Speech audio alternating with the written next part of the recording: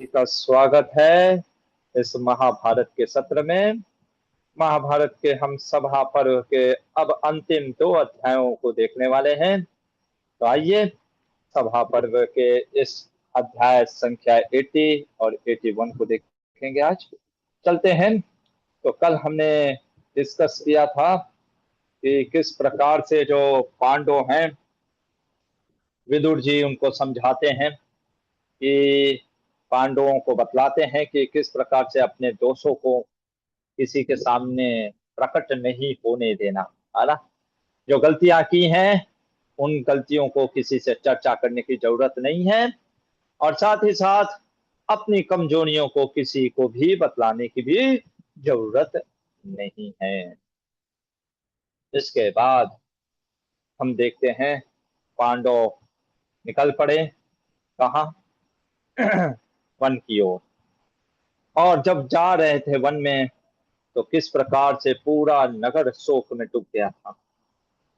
Even Dhritarashtra को भी नींद चली गई थी। देखिए, आप जब पाप करते हैं ना तो आपकी नींद चली जाती है। आपको पता है आपने गलत किया है ना, तो आपको पता है कि आपने गलत किया है, तो आपके मन में भी एक शोक, एक एंजाइटी बन जाती है। और इस कारण से धृतराष्ट्र में एक अच्छाई थी कि जब भी वो कष्ट या संकट में होते थे, कहते हैं ना कि कोई तो होना चाहिए कि आधी रात को भी जिसको पुकार करके बुलाया जा सके। धृतराष्ट्र ने अपने सैनिकों को, दूतों को संदेश भेजा, कहा कि विदुर को बुलाओ। और विदुर जी अब आते हैं। और विदुर जी जब आते हैं तो उन्होंने, धृतराष्ट्र ने उनसे कुछ पूछा, है ना। क्या पूछा उसके बारे में अब हम देखने वाले हैं, है ना। चलिए, तो महाभारत के इस प्रसंग में देखते हैं विदुर जी ने क्या प्रश्न किया, धृतराष्ट्र ने क्या प्रश्न किया, और विदुर जी ने उसका क्या उत्तर दिया। आइए स्वयं महाभारत के श्लोकों में एंटर करते हैं। अध्याय 80। आप जैसा जानते हैं, महाभारत की कथा महर्षि वैशंपायन जी, जो कि व्यास मुनि के शिष्य हैं, वो राजा जन्मेजय जो कि परीक्षित के ज्येष्ठ पुत्र हैं, उनको ये कथा सुना रहे हैं उस यज्ञ के दौरान। किस यज्ञ के दौरान? सर्प यज्ञ के दौरान। चलिए, वैशंपायन मुनि कहते हैं कि, देखिए क्या शब्द यूज किया है, तस्मात् गतमयो राजा विदुरम दीर्घदर्शिनम, है ना। दीर्घ मतलब दूर, है ना। लंबा, लंबा जो होता है ना, बड़ा, दूरदर्शी है कौन? हमारे विदुर जी। विदुर जी से पूछा धृतराष्ट्र ने, जो कि अंबिका सूता, धृतराष्ट्र की माँ का नाम अंबिका था। क्या पूछा धृतराष्ट्र ने? धृतराष्ट्र ने पूछा, कथम गच्छति कौन्तेय, हे, जब ये कौंती के पुत्र, विशेषकर धर्म पुत्रो युधिष्ठिर, है ना, युधिष्ठिर किस प्रकार जा रहे थे? जा रहे थे यानी मतलब जब जा रहे थे तो उनका क्या आव भाव था, क्या उनका बॉडी लैंग्वेज कैसा था, है ना। भीमसेन, अर्जुन, नकुल, सहदेव, ये किस प्रकार से जा रहे थे। और साथ ही साथ उनके धौम्य पुरोहित जी भी, और द्रौपदी भी गई थी, तो उनकी मैं जानना चाहता हूँ उनका क्या, उनका बॉडी लैंग्वेज था। विदुर जी कहते हैं कि जब धर्मराज युधिष्ठिर की बात आई तो धर्मराज युधिष्ठिर मानो नीचे देख रहे थे, या कह लें कि आंखों में पट्टी बांधे हुए थे, पूरा मुंह कवर, विशेषकर अपना चेहरा ढक लिया था कपड़े से, और नीचे देखते हुए जा रहे थे। भीमसेन भीमसेन अपनी भुजाओं को देख रहा था। सर्वसाची अर्जुन, वो जो युधिष्ठिर के पीछे चले जा रहे थे, वो मानो बालू के कणों को ऐसे गिराते हुए जा रहे थे। और नकुल नकुल अपने सारे अंगों में धूल लपेटे हुए थे, मिट्टी लगाए थे। और सहदेव अपने मुख को पोत लिए थे। द्रौपदी के विषय में कहते हैं कि द्रौपदी के केस खुले हुए थे और उसके वस्त्र पे वो अभी भी वो दाग लगे थे रजस्वला के। और हमारे सौम्य ऋषि, वो सामदेव, जो साम वेद है उसमें जो मंत्र है ना, वो मंत्रों का गान करते हैं। धृतराष्ट्र ने पूछा, विदुर, ये समझ में नहीं आया, पांडव इस तरीके से क्यों जा रहे हैं, इसके पीछे का क्या रहस्य है? विदुर जी कहते हैं, महाराज, ये पांडव धार्मिक हैं, बलशाली हैं, फिर भी शांत हैं, यही इनकी महानता है।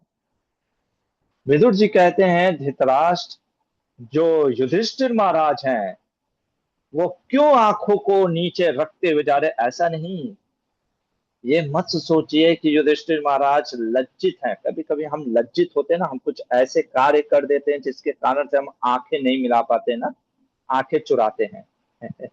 जैसे कभी कभी हमारे कुछ गुरुकुल के स्टूडेंट जो 4:30 बजे मंगला आरती में नहीं आते हैं, हम जब जब करते रहते हैं 5:30 बजे, तो ऐसे आंखें चुरा करके आते हैं, अरे प्रभु जी पकड़ ना दे, कहाँ था मैं। तो हम जब कुछ गलतियां करते हैं तो फिर आंखें चुराते हैं। वैसे ही मानो क्या युधिष्ठिर महाराज आंखें चुरा रहे थे? नहीं, उसके पीछे क्या कारण था? कहते हैं विदुर जी कि युधिष्ठिर महाराज इतने धार्मिक थे ना, उनकी बुद्धि धर्म से कभी विचलित नहीं हो रही है ना। उनको इतना छल से हराया गया है, जुए का आश्रय लेकर के आपके पुत्रों ने उनको हराया है। बहुत क्रोध है ना, बहुत क्रोध है। तो कहते हैं ना, जब आदमी के अंदर बहुत ना, कब तक दबा के रखोगे, फूटेगा एक दिन। तो वो नहीं चाहते हैं कि, जैसे कहते हैं ना, कभी कभी व्यक्ति जब क्रोध में होता है तो इतना क्रोध में होता है कि कभी कभी जो भी सामने आता है उसको भी है ना पीट देते हैं। जैसे कभी कभी कैसा होता है, इनकाउंटर करता है कौन? पुलिस, है ना। तो अभी इनकाउंटर करता है तो उसमें एक दो चार लोग भी चले जाते हैं, है ना।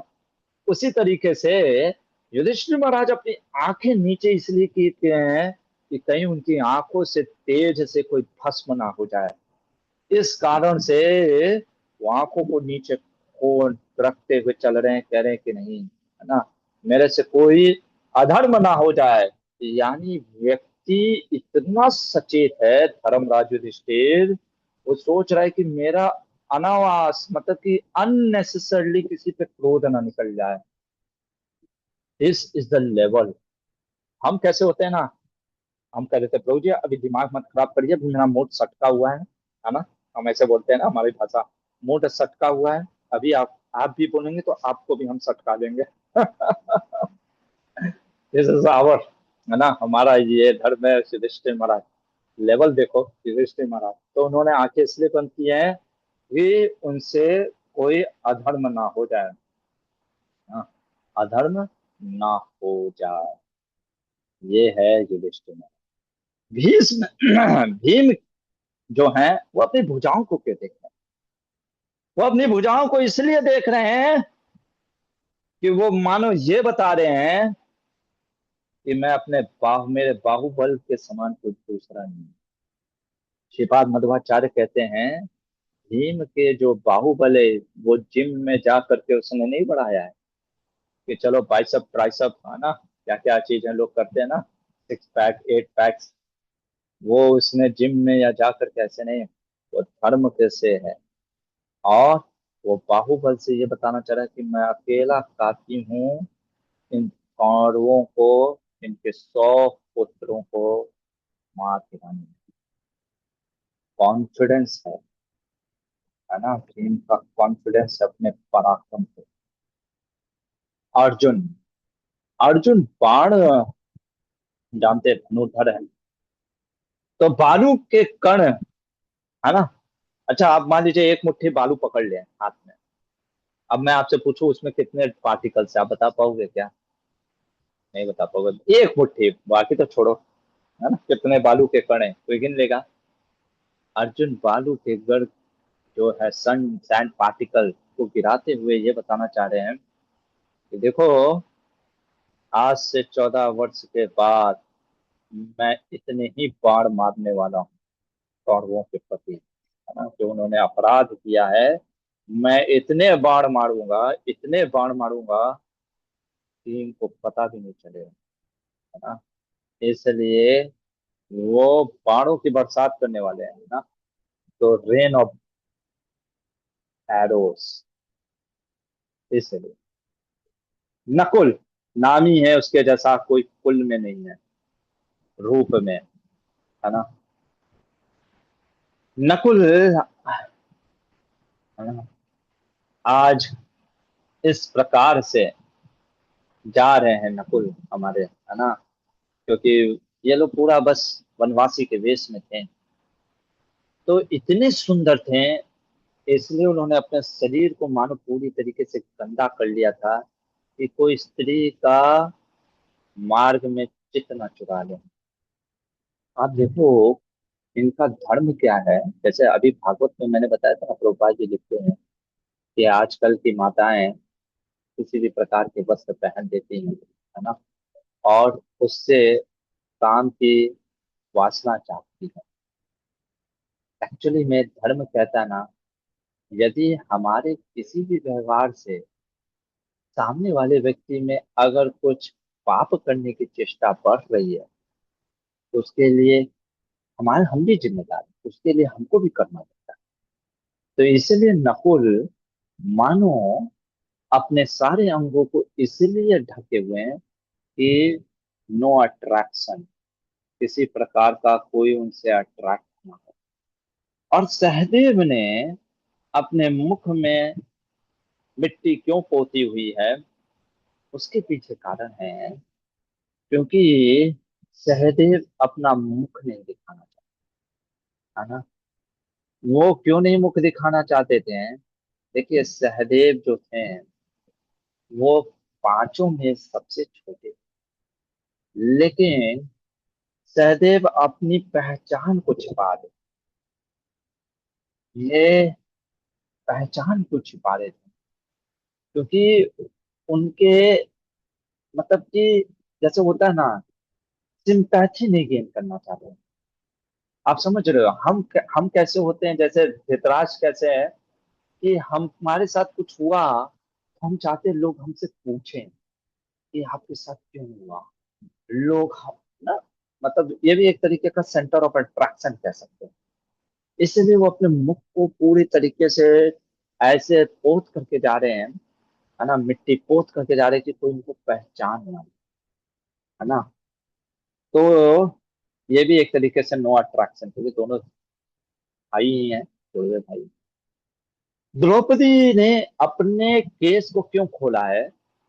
क्योंकि धार्मिक वैदिक शास्त्रों के अनुसार जब कोई स्त्री विधवा हो जाती है ना, विधवा स्त्री अपने केसों को खोल करके रखती है, और द्रौपदी ने मानो ये केस खोल करके ये बता रही है, उसी वस्त्र को पहनी हुई है जहां पे रक्त लगे हुए हैं, कि आज से ठीक 14 वर्ष के बाद जिन कौरवों ने मेरा ये दुर्दशा किया है ना, उन सभी कौरवों की स्त्रियों को भी, है ना, अपने पति, अपने पुत्र, अपने रिलेटिव्स पे इसी तरीके से लोट लोट करके रोना होगा, और उनके भी केस खोले जाएंगे, यानी वो भी विधवाएं हो जाएंगी। ये पीछे है द्रौपदी का केस खोलने का, है ना, कि वो साइन ऑफ विडो, कि एक संकेत दे रही है कि आप सभी भी विडो हो। अब जो धौम्य ऋषि हैं, जो साम वेद से मंत्रों का पाठ कर रहे हैं, हमारे श्रीपाद मध्वाचार्य बताते हैं ये मंत्र कोई साधारण मंत्र नहीं है, ये वास्तव में प्रेत मंत्र है। प्रेत मंत्र मतलब क्या? जब कोई मर जाता है ना, जब हम आप देखते होंगे लोग बोलते हैं ना राम नाम सत्य है। तो वहां पे ब्राह्मण लोग जो मंत्रों का उच्चारण करते हैं, यम को बुलाते हैं, है ना, भगवान शिव यम को बुलाया जाता है। तो उन यम मंत्रों का, या ये कह रहे हैं कि आज जैसे मैं अपने, है ना, ये मंत्रों का जाप इसलिए कर रहे हैं, मंत्रों में बहुत पावर है। तो धौम जी ये संकेत कर रहे हैं कि युद्ध में जो तुम सभी मरोगे ना, उनके गुरुओं को भी यम मंत्र गाना पड़ेगा, साम गान करना पड़ेगा, यानी तुम लोग का भी अंतिम संस्कार होगा, है ना, final rites. That is the behind the sign of the Pandavas and the Kaurava, है ना। और जब इस प्रकार से जा रहे थे, विदुर जी कहते हैं कि सारी प्रजा हाय हाय कर रही थी, धिक्कार है इन कौरवों को, है ना। और सभी मानो वन की ओर चलने लगे, है ना। धृतराष्ट्र के मन में प्रश्न था कि कैसा व्यवहार हो रहा था। दक्षिण के इस पाठ्यक्रम में आपको मिलेगा कि धृतराष्ट्र का प्रश्न जो था, कैसे कैसे ये लोग, किस तरीके से, किम ब्रुवैन निकिता किम वा नागरिका जना, है ना, नागरिक लोग क्या बोल रहे थे आपस में, क्या उनके में चर्चाएं हो रही थी। विदुर विदुर जी कहते हैं, मैं आपको बताता हूँ क्या चर्चाएं हो रही। विदुर जी कहते हैं, "हे राजन, चाहे ब्राह्मण हो, चाहे क्षत्रिय हो, चाहे वैश्य हो, चाहे शूद्र हो, यानी किसी भी वर्ण का कोई भी क्यों ना हो, जब सभी ने देखा, क्या देखा, पांडव जाने लग गए, मानो पूरा पूरा जो पूरा नगर सुनसान पड़ गया। जैसे होता है ना, मातम पड़ जाता है ना, पूरा नगर शोक में डूब गया, है ना। पूरा नगर, कहीं कुछ अग्नि नहीं जल रही है, सब के सब रो रहे हैं कि ये क्या हो गया, है ना। ब्राह्मण लोग आपस में चर्चाएं कर रहे हैं, वो लोग अग्निहोत्र नहीं कर रहे, मतलब अग्निहोत्र मतलब अपना यज्ञ नहीं जला रहे, कोई अपना कर्म ही नहीं कर रहा है, क्योंकि सब कह रहे हैं कि धर्म तो चला गया। जब धर्मराज ही चले गए, धर्म ही चला गया, तो हमें भी चला जाना चाहिए। और सब मानो याद कर रहे हैं कि जिस प्रकार से त्रेता युग में प्रभु रामचंद्र को जब वनवास मिला था, तो कैसे अयोध्या नगरी वन में परिवर्तित हो गई थी, उसी प्रकार मानो ये हस्तिनापुर वन हो।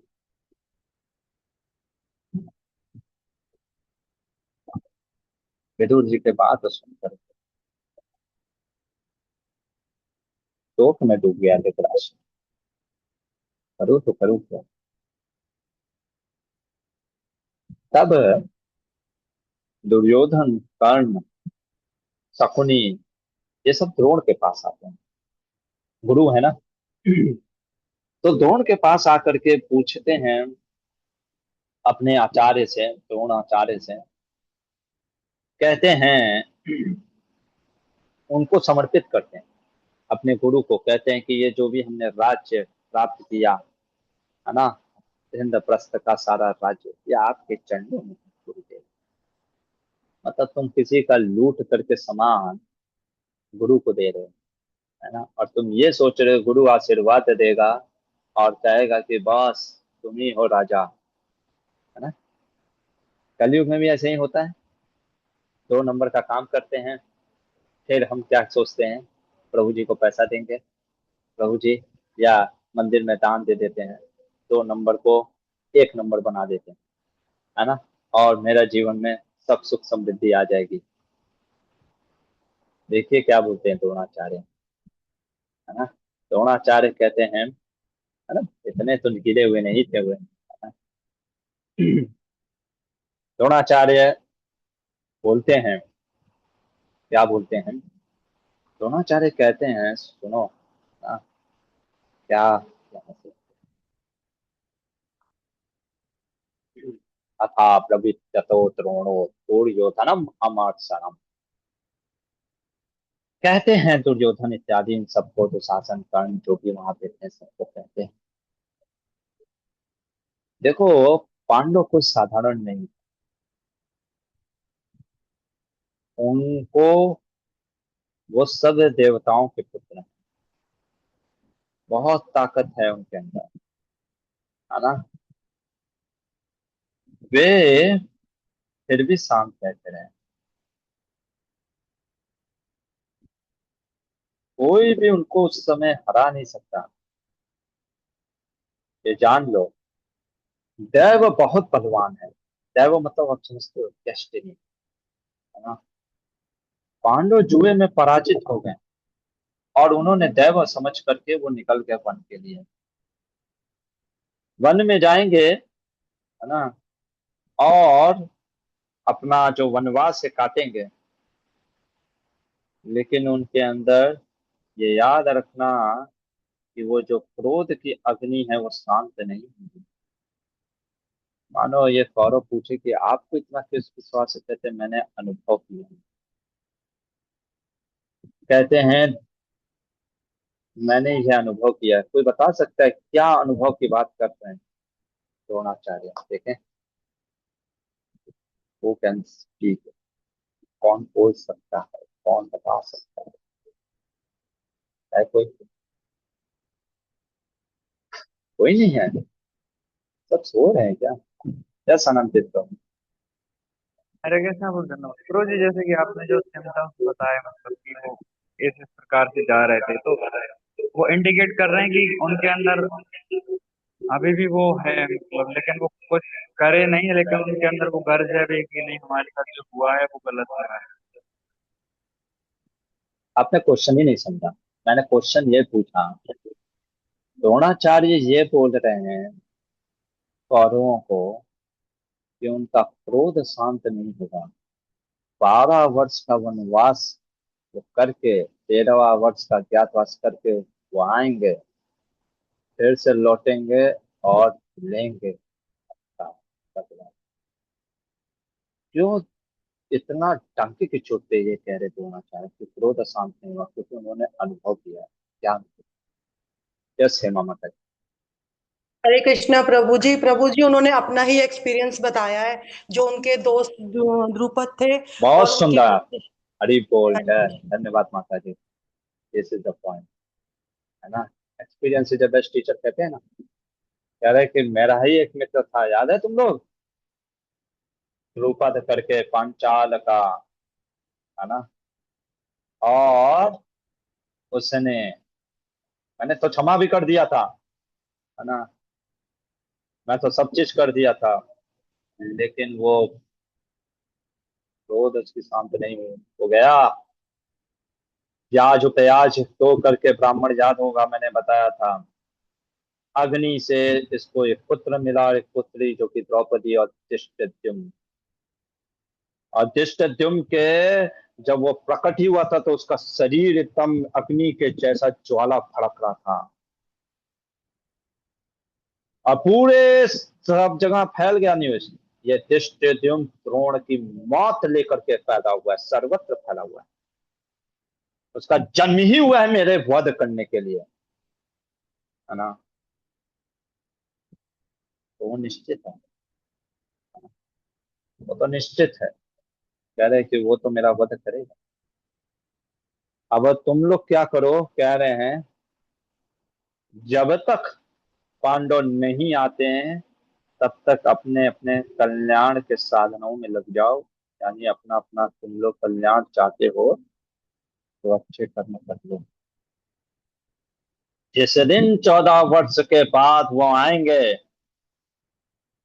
ये ना, ये ताड़ के पेड़ की छाया के समान बस सुख देने वाला है, क्योंकि ये पतझड़ आएगा, पत्ते गिर जाएंगे, है ना।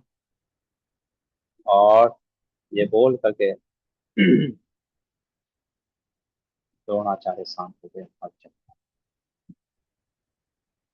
विदुर भी चले गए, सारे कौरव भी चले गए, धृतराष्ट्र बैठे हुए हैं, और साथ में है उनके सेक्रेटरी संजय। धृतराष्ट्र, अब संजय से बात करते हैं।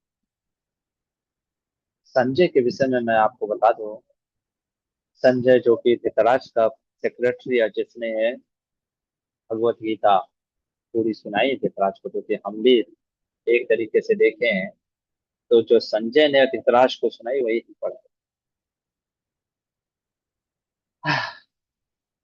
संजय बोलता है, महाराज आप इतने चिंतित क्यों, है ना?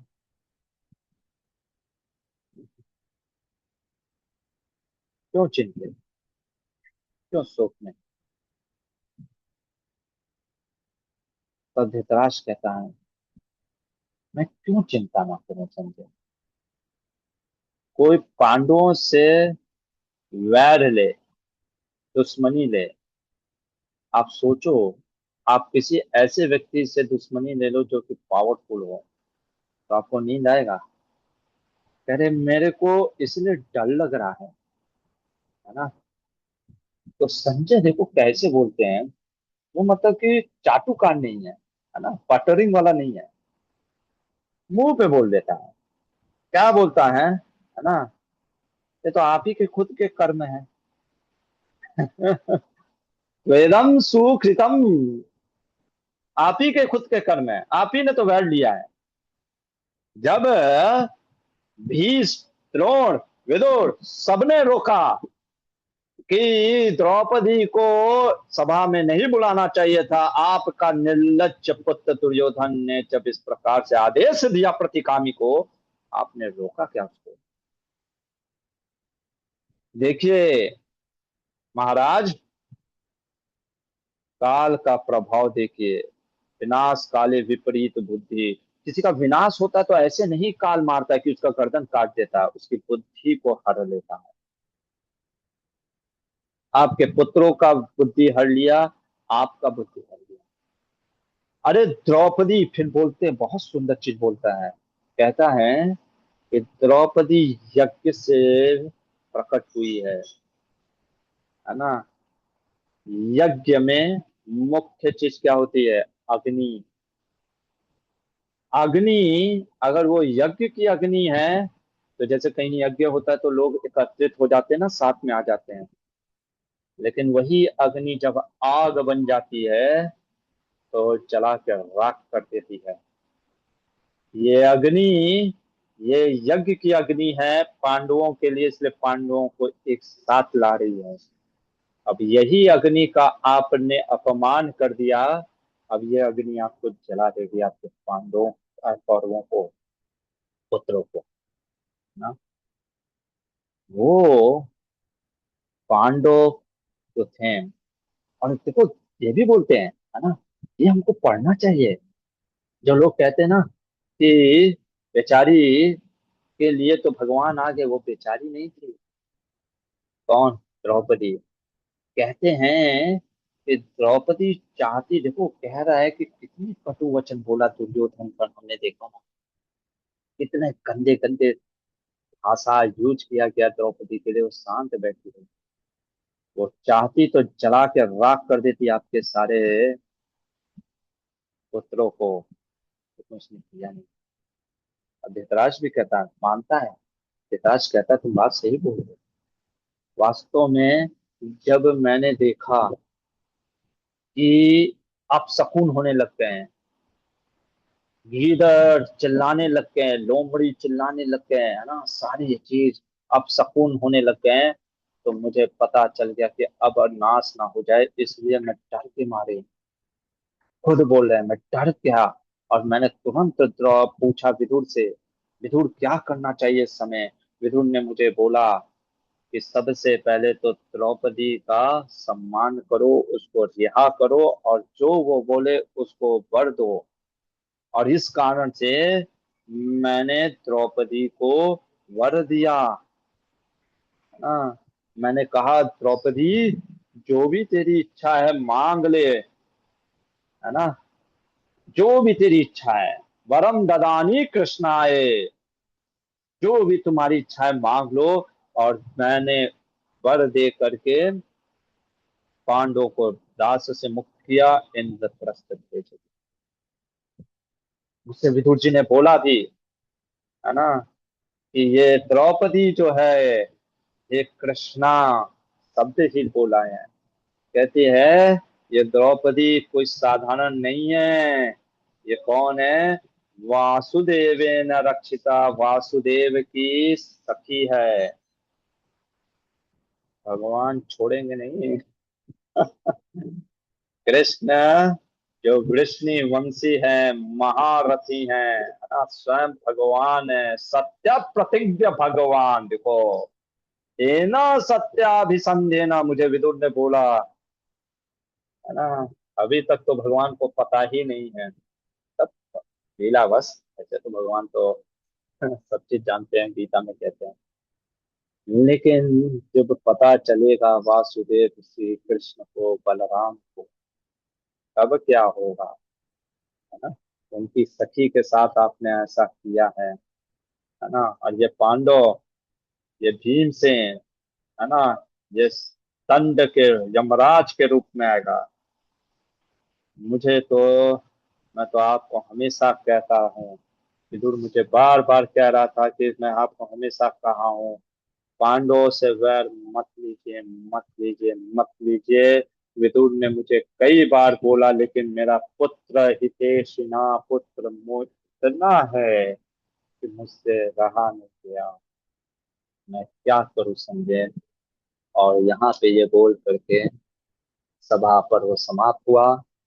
और ये हमारा जो बुक है, ऐसे 6 बुक्स हैं, तो पहला बुक समाप्त हुआ। ऑलमोस्ट 171 डेज लगे, है ना। तो अप्रोक्सीमेटली हाफ ईयर, 6 मंथ लगे। सही तरीके से जा रहे हैं। अभी 5 बुक है, तो भी अगर 6 मंथ लगेगा तो कितना हो जाएगा? 2.5 साल। 2.5 साल आधा 3 साल। 3 साल में व्यास जी ने भी लिखा है, तो हमको भी तो 3 साल लगेगा कम से कम, है ना, पूरा महाभारत पढ़ने में। हरे कृष्ण। यहाँ पे सभा पर्व समाप्त, बुक समाप्त नंबर 1। अब नंबर 2 बुक, जो कि तीसरा जो पर्व है, वन पर्व, वो कल से देखते हैं। किसी का कोई प्रश्न है तो पूछिए। तो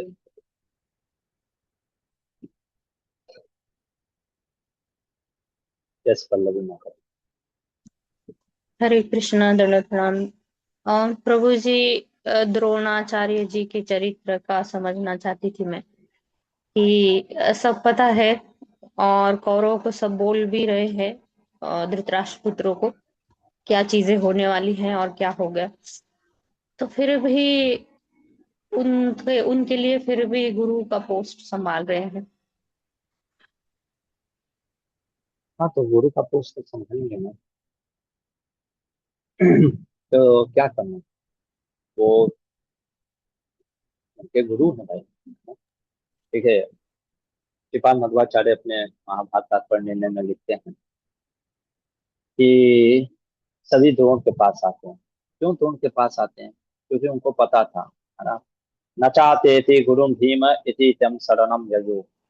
जो कृपाचार्य हैं, अश्वत्थामा है, भीष्म है, वो सभी द्रोणाचार्य का बड़ा सम्मान करते हैं, गुरु है ना। तो द्रोण ने बोला, है ना, द्रोण ने क्या बोला कौरवों को? मध्वाचार्य कहते हैं, विप्रो अपि सन्नहम, मैं ब्राह्मण, है ना। ब्राह्मण कभी शस्त्र नहीं उठाता है। जैसे रामायण में आप देखे होंगे, जब विश्वामित्र मुनि आते हैं किसके पास? दशरथ महाराज के पास, कि हमको राम और लक्ष्मण, राम राम चाहते थे कि राम भेज दो, क्योंकि हमारा यज्ञ में ये दुष्ट राक्षस लोग बाधाएं डालते हैं, ऑब्स्टेकल्स डालते हैं, तो उनको हटाने के लिए हमें राम जी दे, क्योंकि राम क्षत्रिय थे। तो यह जो हमारे विश्वामित्र मुनि है, वो अपने ब्रह्म तेज से मार नहीं सकते, मार सकते बिल्कुल। लेकिन वैदिक काल में इतने अच्छे तरीके से लोग अपने क्षेत्र को समझते थे ना। क्षेत्र आप समझते हो? क्षेत्र का मतलब क्या होता है, ये चीज जीवन में आप समझ गए। भगवत गीता का 13वां अध्याय है, जिसमें क्षेत्र की बात हुई है। क्षेत्र मतलब अपने दायरे में रहना चाहिए, अपना धर्म समझना। जो हमारा धर्म नहीं है, उस धर्म को नहीं करना चाहिए। तो ब्राह्मण हो करके कहते हैं कि धर्म नहीं है मेरा वेपन उठाना, लेकिन फिर भी उठाऊंगा, है ना। अश्वत्थामा कृपाचार्य दोनों मेरे साथ उठाएंगे तुम लोगों के लिए, है ना। और मैं पूरा प्रयास करूंगा, रक्षणे भवताम चय कुरियाम यत्र सर्वशक्ति था, अपनी पूरी शक्ति से तुमको प्रोटेक्ट करने का प्रयास करूंगा, लेकिन मैं तुमको सत्य बता देता हूं, प्रोटेक्ट कर नहीं पाऊंगा, है ना। सत्यम रवि में हम, तो लोग सत्य बोलेंगे ना, प्रयास करूंगा अपना, लेकिन मैं तुमको सत्य बता देता हूं, क्योंकि तुम लोगों ने जितना अधर्म किया है ना, बचा तो नहीं। तो द्रोणाचार्य को पता था पांडव धर्म पे हैं, लेकिन द्रोणाचार्य, हमने तो बताया ना कि उनका जन्म ही हुआ था, इसी कारण से जन्म हुआ था बृहस्पति के रूप में, कि जो कि लड़ सकते। हरे कृष्ण।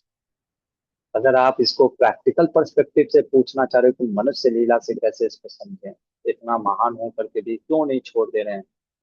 नहीं, कैसे, देखिए पहले लोग ऐसे छोड़ते नहीं थे कि जैसे आज हम लोग छोड़ देते हैं, है ना। टीचर ने कुछ डांटा, कट्टी, हम जा रहे हैं, है ना, टाटा बाय बाय, हम दूसरा काउंसलर मेंटर देखेंगे, जैसे नॉट द वे, है ना। आज हमारे अंदर कैसा है ना, कोई हमारा कोई लॉयल्टी या कह लीजिए मन इतना विचलित है ना, जिधर का हवा बह रहा है उधर हम भाग रहे हैं। पहले के लोग ऐसे नहीं थे, प्राण जाए पर वचन न जाए ऐसे। तो भाई, है ना, वो मतलब आप समझने का प्रयास करिए, जब मुसीबत के समय धृतराष्ट्र, राजा तो वही थे ना, भीष्म के कहने पे भी द्रोणाचार्य को नियुक्त किया था, पर राजा तो थे धृतराष्ट्र। तो जब बात आई थी खाने पीने की, तो फिर, है ना, तो इसलिए मतलब वो अपना धर्म निभा रहे थे, बाकी बता भी रहे थे कि गलत कर रहे थे। ओके। यस जी। नारायण प्रभु। हरे कृष्णा प्रभु जी, प्रणाम। प्रभु जी, मेरा पहला प्रश्न ये है कि महाराज कुंती की क्या स्थिति रही थी जब, मतलब गैम्बल होने के बाद, फर्स्ट गैम्बल होने के बाद जब ये लोग सारे लोग वापस जा रहे थे, तो माता कुंती भी हम्म, उनके साथ गई होंगी, लाइक ऑन देयर वे थे, या कुछ भी ऐसे कह लो, जो सैनिक भेज के उनको वापस बुलवाया। तो हम्म, माता होने के पोजीशन पे उन्होंने युधिष्ठिर महाराज से कुछ नहीं कहा, इसका मैं समझ गया वर्णन नहीं है, लेकिन जस्ट ऐसा थॉट आया कि लाइक एक बार गलती हुई और उसके बाद भी। और दूसरा प्रश्न प्रभु ये है कि आप कह रहे हैं कि युधिष्ठिर महाराज के ऊपर मतलब कलयुग का प्रभाव या कली का प्रभाव ऐसे करके, तो प्रभु थोड़ा मतलब मैंने, हो सकता है मैंने गलत भी सुना हो, लेकिन ये है कि जब कली पुरुष महाराज परीक्षित से मिला था, तब उन्होंने उसे ये सारे लाइक ना स्थान दिए थे कि ये हम्म, सोना हो गया, और करेक्ट करेक्ट। ये जो भी मतलब बाकी की जो चीजें हैं, वो शायद उसमें अल्कोहल वो सब भी आया था, राइट। राइट और राइट। और तीसरा आई थिंक ये चार जो नियम तोड़ते हैं ना, प्रोस्टिट्यूट, और जब हाँ उसको, मतलब वही वही, हाँ हाँ एग्जैक्टली, राइट, चार चार नियम वही। ये, तो उसके वो उन्होंने दिए थे। लेकिन लाइक द्वापर में इसका कैसे असर पड़ रहा था, मतलब मैं समझ गया कि अच्छा। दुर्योधन उसका ही है प्रतिनिधि, हाँ। बट तो भी अभी तक तो स्थान मिल ही नहीं थे ना, मतलब अगर इस तरीके से देखे तो। नहीं, वो स्थान की बात नहीं पड़ी है, स्थान तो अभी मतलब ऐसा नहीं था कि जब द्वापर युग त्रेता युग सतयुग में था तो गलत कार्य नहीं होते थे, क्योंकि त्रेता युग में देखेंगे तो यही जो अयोध्या वासी थे, है ना, तो इन्होंने ही सीता के ऊपर प्रश्न उठाया, तो नहीं नहीं बाहर से मतलब, नहीं आए थे। हाँ। नहीं, मैं बस बता रहा हूँ, मतलब वो जी जी। स्थान कहने का अर्थ नहीं था। देखो मैंने बताया था ना, मध्वाचार्य कह रहे थे युधिष्ठिर महाराज ने इतना धर्म कमा लिया था राजसूय वजह से, इतना धन कमा लिया था, इतना वो वैभव आ गया था, उसको माध्यम बना करके भगवान ने मानो कली का प्रवेश करा दिया, कली प्रवेश कह लो या कुछ दिमाग घुमा दिया, है ना, विधाता हम्म। ने, वो भी बोल सकते हैं, जो भी एक मध्वाचार्य ने लिखा है, कली का प्रवेश करा दिया। और इस कारण से सबके अंदर कली का प्रवेश था। एकमात्र विदुर जी को छोड़ दो, चार भाइयों को छोड़ दो, द्रौपदी को छोड़ दो, सबके अंदर कली का प्रवेश था। सभी कली के प्रभाव के कारण से कुछ बोल भी नहीं पा रहे थे, सब अपना अपना धर्म से एकदम परेशान हो गए थे कि क्या बोलना है क्या नहीं बोलना है, एकदम कंफ्यूज थे। और इसलिए युधिष्ठिर महाराज, जैसे मैं एक प्रैक्टिकल स्टेप से सोचूं, अगर कली को भी छोड़ो, जैसे हम मनुष्य क्या होता है ना, पहली बार हार गए, ठीक है ना, मान लो, आप समझने का प्रयास करो व्यास मुनि क्या सिखाना चाह रहे हैं। कह रहे हैं कि देखो जुआ इतना खतरनाक होता है, आदमी एक बार लत लग जाता है ना, तो हार गया तो उसको ये लगता है कि शायद अगला दांव जीत लेगा, है ना। अब माइंडसेट पकड़ो, युधिष्ठिर महाराज का माइंडसेट था कि मैं तो इतना बदनामी तो हो ही चुका मेरा पूरा, है ना, कि मैंने द्रौपदी को दांव पे लगा दिया, यह लगा दिया, मतलब अब तो पूरा सर्वनाश हो ही चुका है, अब मैं दोबारा ना जाऊं, है ना। तो कभी कभी ऐसा लगता है ना कि अरे इतना तो गिर ही चुका हूँ, है ना, अब क्या गिरूंगा, है ना, अब इससे ज्यादा क्या। तो इसलिए वो दोबारा से फिर से चले गए, क्योंकि उन्होंने वचन भी लिया था ना कि मेरे बड़े अगर मुझे कुछ बोलेंगे तो मैं उसको तोड़ूंगा, तो है ना। तो अब बड़ों का वचन क्या तोड़ दूं, है ना, ऐसे ही बदनामी हो चुका, अब वचन को भी तोड़ दूं क्या। तो इसलिए इन सब कारणों के कारण फिर से वो चलेगा, है ना?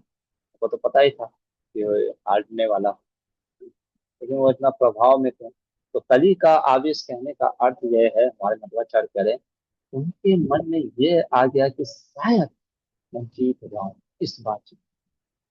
ये है जुए का प्रभाव, है ना, ये है गैम्बलिंग का इतना भयंकर है। इसी को दर्शाने के लिए, है ना, हमारे युधिष्ठिर महाराज के माध्यम से व्यास मुनि बता हैं। ठीक है, तो प्रभु, और आखिरी प्रश्न बस ये है कि आपने हाँ। कल उल्लूक का वर्णन बताया था कि हम्म। शकुनी पुत्र उल्लूक को नकुल ने मारने का प्रण लिया होता है। हम्म। अ, तो उसका क्या कारण था प्रभु? मतलब उल्लूक का अभी तक गैम्बल में मैंने कुछ, पता नहीं मेरे को, मैंने मिस किया या उल्लूक का मुझे नहीं नहीं पास। नहीं, कहीं वर्णन नहीं आया, वो मैंने इसलिए एक्स्ट्रा बताया कि वो व्यास श्रीपाद मध्वाचार्य ओ, ने लिखा था। हाँ, मतलब आने वाला है हाँ, पीछे। नहीं कुछ ऐसा उल्लू का कथा आएगा, वो वन पर्व में आएगा, वो उसका आएगा।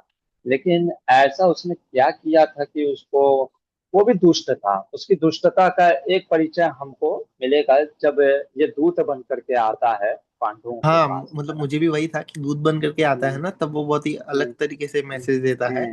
तो उस पे माँ से सबको ऐसा देता। होता था कि ये अगर दूध नहीं होता ना तो इसके हमें प्राण हम्म। प्राण ले लेने थे। हाँ, तो मुझे लगा प्राण देने। तब शायद नकुल ने ऐसा कुछ हम्म। लिया होगा प्रण कि तूने नहीं। जिस प्रकार से मतलब ये मैसेज पास किया उसकी वजह से कुछ। बट मुझे तो फिर कल में हाँ, वही मध्वाचार्य सब। ने अभी मध्वाचार्य ने अभी दे दिया वर्णन, शायद उस समय अगर दिया होगा तो उस समय हम देखेंगे, है ना, तो बताएगा। पर मध्वाचार्य का कहना यह था कि नकुल मारे या सहदेव मारे, बात एक ही है, क्योंकि दोनों जुड़े हुए हैं। क्योंकि शायद नकुल प्रण लेता है पर मौत के घाट उतारता सहदेव। तो ऐसा नहीं सोचना चाहिए कि नकुल का प्रण भांग लिया, है ना। देखिए पहले के लोगों के ना वाक्य में, वो अपने प्राण के लिए होता है ना, होता है, प्राण जाए पर वचन नहीं। लोग वचन के प्रति अपना प्राण तक दे देते हैं, और प्राणों में बहुत शक्ति होती है। हरे धन्यवाद। कृष्ण। हरे कृष्ण। हरे, यहीं पे रुकते हैं, और कल से नया एक पर्व स्टार्ट होगा, वन पर्व, और नंबर 2। ठीक है, फिलहाल के लिए यहीं पे रुकते हैं। महाभारत ग्रंथ की जय, शिला प्रभुपाद की जय।